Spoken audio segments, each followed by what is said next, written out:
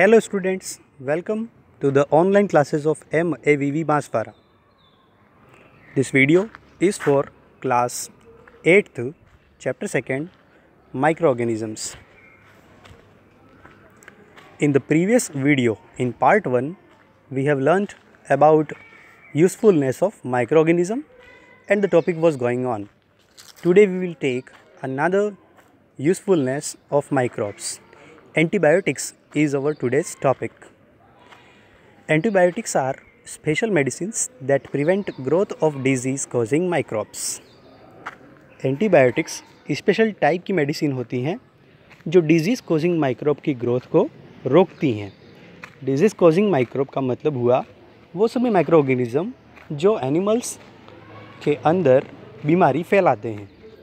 तो उन सब माइक्रोब्स की ग्रोथ को रोकने के लिए जो मेडिसिन काम में ली जाती है उसे हम एंटीबायोटिक कहते हैं।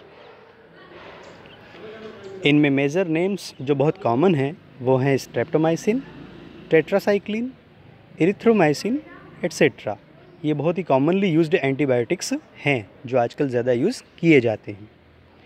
अब देखिए आप, हम कुछ प्रिकॉशंस की बात करेंगे जो एंटीबायोटिक्स लेते समय हमें रखने पड़ते हैं।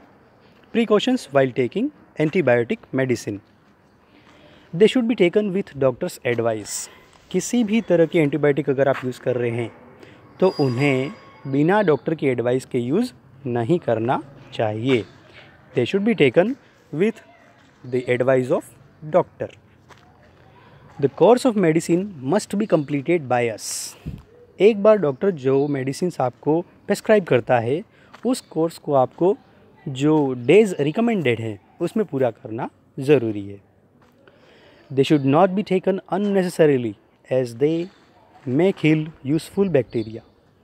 एंटीबायोटिक्स को बिना ज़रूरत के हमें नहीं लेना चाहिए। ऐसा होने पर ये हमारी बॉडी में प्रेजेंट यूज़फुल बैक्टीरिया को भी किल कर देते हैं, मार देते हैं। Microbes are also used in making vaccines. Microorganism का यूज़ वैक्सीन्स बनाने के लिए भी किया जाता है। वैक्सीन का मीनिंग होता है ऐसे मेडिसिन जो हमारी बॉडी में जाने के बाद हमारे इम्यून सिस्टम को स्ट्रॉन्ग करते हैं। वैक्सीन देने की प्रोसेस को वैक्सीनाइजेशन कहते हैं। The process of giving vaccine to someone is called vaccination. Edward Jenner discovered the first vaccine for smallpox. Vaccine को इन्वेंट करने का जो क्रेडिट है वो एक साइंटिस्ट को जाता है जिनका नाम है एडवर्ड जेनर।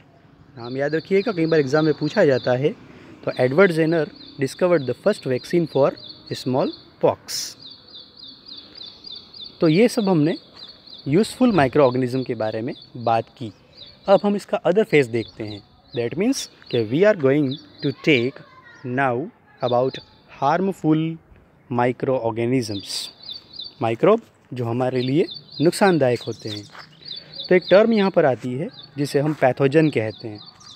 क्या कहते हैं? पैथोजन। पैथोजन का मीनिंग होता है disease causing microbes in plants, animals and humans. Plant, animal और ह्यूमंस में जो बीमारी फैलाने वाले माइक्रो ऑर्गेनिज्म होते हैं उन्हें हम पैथोजन्स कहते हैं।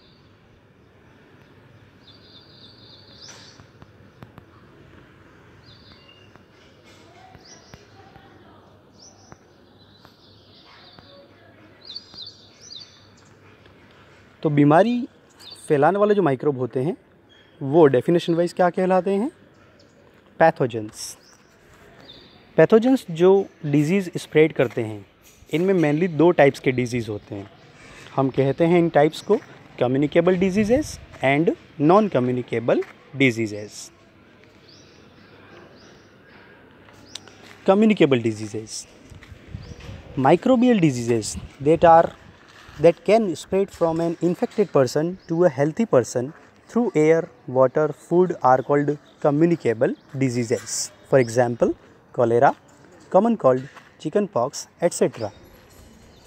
बीमारियाँ जो एक इन्फेक्टेड पर्सन से एक हेल्थी पर्सन को होती हैं उन्हें हम कम्युनिकेबल डिजीज़ कहते हैं।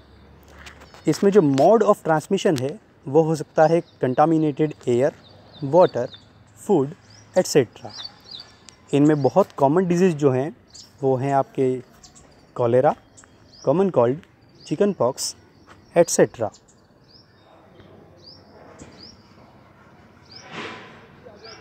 आगे आप देखिए, house fly like insects and some animals carry pathogens and spread diseases. They are called carriers. Pathogens जो लिविंग बींग्स में डिजीज़ स्प्रेड करते हैं, इन पैथोजेंस को एक प्लेस से दूसरे प्लेस पर ले जाने का काम कुछ स्पेशल एनिमल्स करते हैं, जैसे हाउस फ्लाई। हाउस फ्लाई जैसे इंसेक्ट इन पैथोजन को कैरी करते हैं और डिजीज़ को स्प्रेड करते हैं। तो इस तरह के जो इंसेक्ट्स हैं या एनिमल्स हैं उन्हें हम कैरियर कहते हैं। ये क्या कैरी करते हैं? पैथोजेंस जो स्पेसिफिक डिजीज़ के लिए रिस्पॉन्सिबल होते हैं। जैसे फीमेल इनोफिलीज मॉस्किटो मलेरिया को कैरी करता है। मलेरिया जो प्लाज्मोडियम पैरासाइट की वजह से होता है, तो मलेरिया का कैरियर हो गया फीमेल इनोफिलीज मॉस्किटो। सिमिलरली डेंगू के कैरियर भी एक इंसेक्ट होता है जिसका नाम है फीमेल एडीज मॉस्किटो।